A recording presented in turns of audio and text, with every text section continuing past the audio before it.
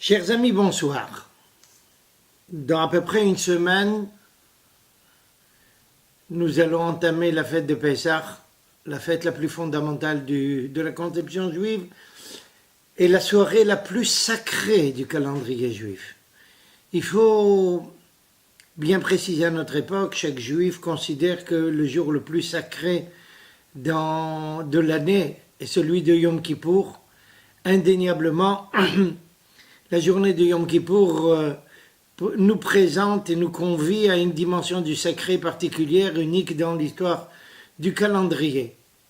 Mais, en aucune façon, il faut imaginer que la fête de Yom Kippour, ou plus exactement le jour de Yom Kippour, parce qu'il ne s'agit pas d'une fête au sens ordinaire du terme, n'arrive pas à s'élever au niveau du sacré de la soirée de Pessah.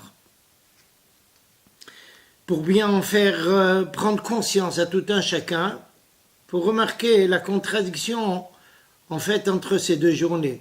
Quelqu'un qui mange le jour de Yom Kippour est retranché du peuple juif. Mais du temps du temple, du Beth Amikdash, celui qui n'offrait pas et qui ne consommait pas le sacrifice de Pessah était passible de la même punition. C'est exactement l'inverse. De surcroît, la fête de Pessah est la seule fête où quelqu'un qui ne réalise pas deux des mitzvot essentiels du peuple juif est passible de retranchement du peuple juif. Que ça soit celui qui consomme du chametz, ou bien celui qui n'aurait pas fait la brit milah.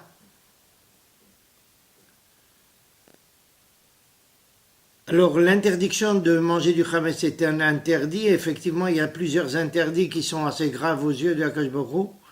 Mais il y a un autre point, une autre mitzvah, il y a deux mitzvot assez uniquement dans tout le rituel de notre peuple qui peuvent amener quelqu'un chas v'shalom à la notion de karet. C'est celui qui n'amène pas le korban Pesach ou celui qui n'a pas fait la brit milah. Ce sont deux exceptions. Pourquoi cette centralité et cette suprématie spirituelle de la journée de Pessah? Parce qu'il s'agit en fait de la naissance de notre peuple, de son apparition sur la scène de l'histoire.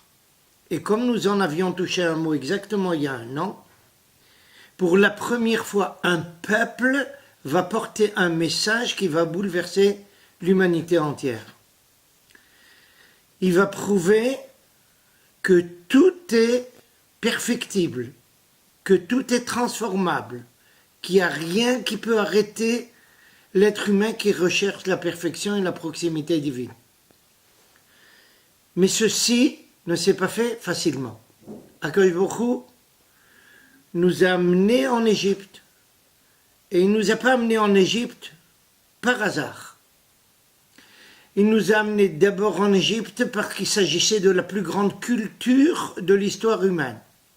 Regardez, 3500 ans se sont déjà écoulés depuis notre sortie d'Égypte et cette culture continue à subjuguer tous les gens qui l'abordent. On vient du monde entier regarder des pyramides qui ont été construites il y a 4000 ou 4500 ans. Et si quelqu'un connaît de près cette culture égyptienne, il arrivera très facilement à la conclusion qu'elle est la quintessence de toutes les cultures humaines jusqu'à la fin de l'histoire.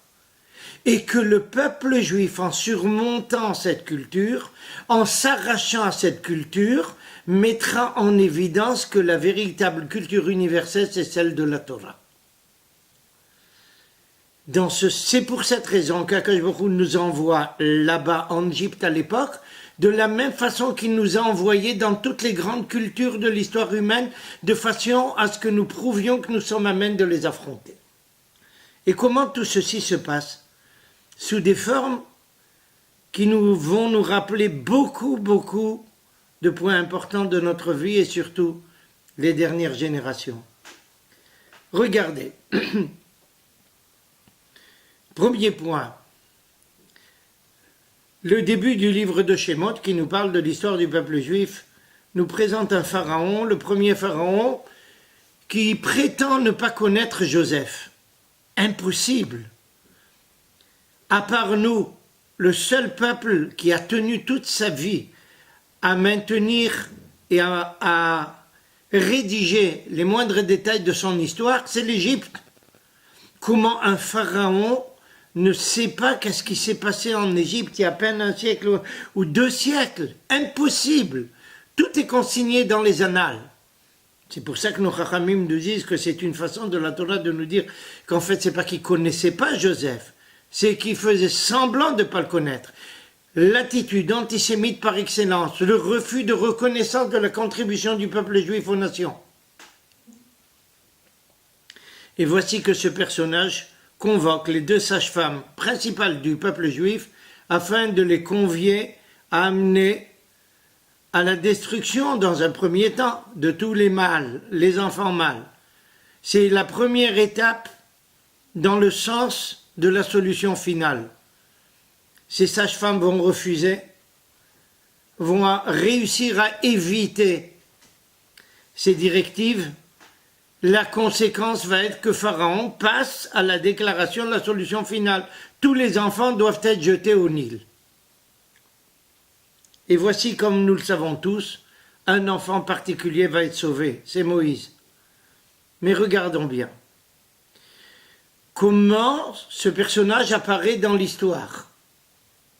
Il est retrouvé dans un berceau de jonc sur le Nil par la fille de Pharaon qui n'a pas d'enfant, qui s'appelle Bithia, qui n'a pas d'enfant.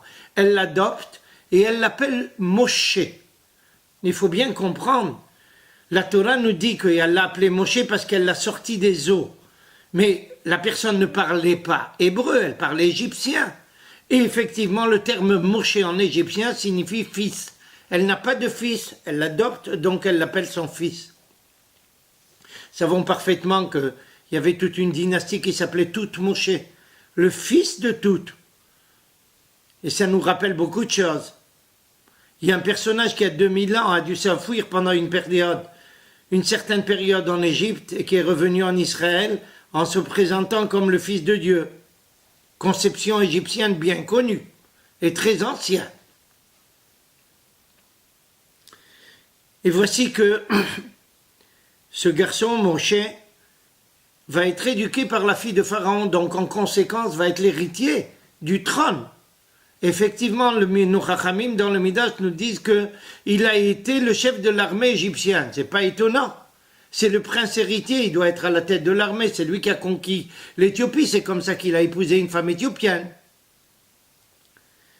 Et voici que ce personnage qui a grandi dans cette culture égyptienne, c'est lui qui va délivrer le peuple juif. Tellement surprenant que lorsque Dieu lui apparaît dans le buisson ardent en lui disant « Va et sauver mon peuple », lui dit, mais ils ne vont pas me croire. Ils ne vont pas croire qu'un personnage comme moi peut être le sauveteur en ton nom, toi, Dieu. Pourquoi Akadosh Baruch Hu a créé une situation pareille? Eh bien, tout simplement parce qu'il fallait un personnage qui dominait et connaissait à la perfection tous les rouages de la culture égyptienne pour savoir comment on la démonte. Ça nous rappelle le fameux Midrash de nos Chachamim qui nous disent que le Messie est à la porte de Rome. Qu'est-ce que ça signifie être à la porte de Rome? C'est être à côté du centre principal de la culture qu'on doit affronter afin de savoir démonter tous les rouages. Et Akadosh Baruch Hu envoie Moïse afin qu'il grandisse dans ce cadre-là, parce qu'il va être le seul à pouvoir affronter une telle culture. Et comme le temps qui nous est imparti est quand même limité, permettez-moi de vous donner un petit aperçu justement de la façon dont il va démonter ces rouages. Les 10 plaies, qu'est-ce qu'elles représentent? Le juif a l'habitude de croire qu'il s'agit tout simplement de miracles de Dieu. Mais non, c'est bien plus que cela, c'est sûr des miracles, mais c'est bien plus que cela. Sachez que les Égyptiens avaient 126 dieux subalternes et 9 dieux suprêmes. Les 9 premières plaies, une après l'autre, mettre par terre les divinités égyptiennes en démontant toute la conception spirituelle de l'Égypte. Prenons l'exemple de la première plaie. La première plaie, le Nil va être transformé en sang. Pour les Égyptiens, le Nil est une divinité qui amène toute la vie. C'est la source de vie. On la transforme, Moïse va la transformer en sang, exactement l'inverse, la mort. Et une plaie après l'autre, c'est toutes les conceptions spirituelles de l'Égypte et religieuses qui sont mises par terre. La 9e, les Égyptiens ont un dieu suprême qui s'appelle Atum. Ça veut beaucoup dire en hébreu. Mais nous n'avons pas le temps de nous attarder là-dessus. Je signalerai simplement que ce Dieu-là suprême est représenté sur terre aux yeux des Égyptiens par un bélier. Et lorsque les Juifs ont reçu l'ordre de sacrifier ce bélier, c'était marqué un courage incroyable, on est capable de sacrifier ces cultures problématiques. Et que représente ce Dieu suprême, ou par quoi est-il représenté aussi? Par le soleil. Quelle est la 9e plaie? L'obscurité totale. Autrement dit, ce que les Égyptiens sont persuadés être la source de lumière et de vie, Akadosh Baruch Hu le transforme en l'inverse. Vous me direz quelle est la 10e plaie? Eh bien, la mort des premiers-nés. Pourquoi?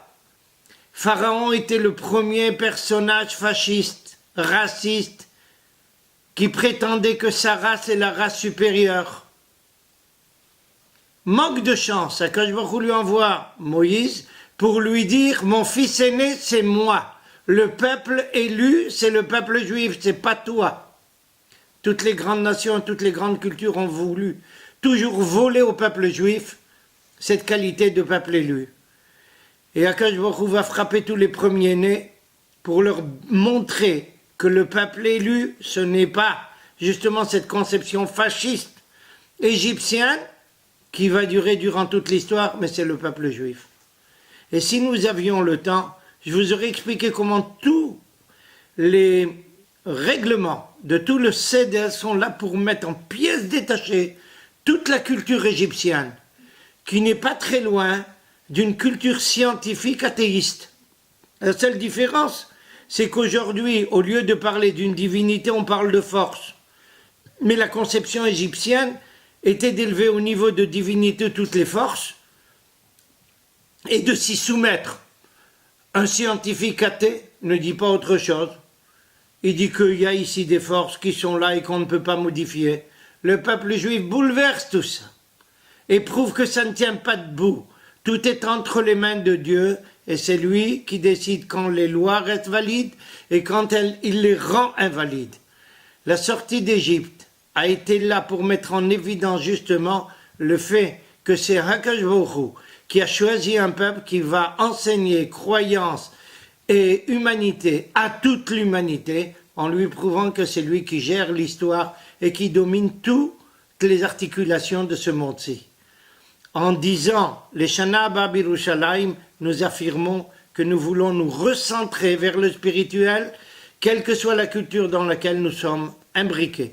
Nous vous souhaitons de le faire le plus tôt et de nous retrouver avec nous après tellement d'années, 2000 ans. Il serait temps, Chag Sameach à tout le monde.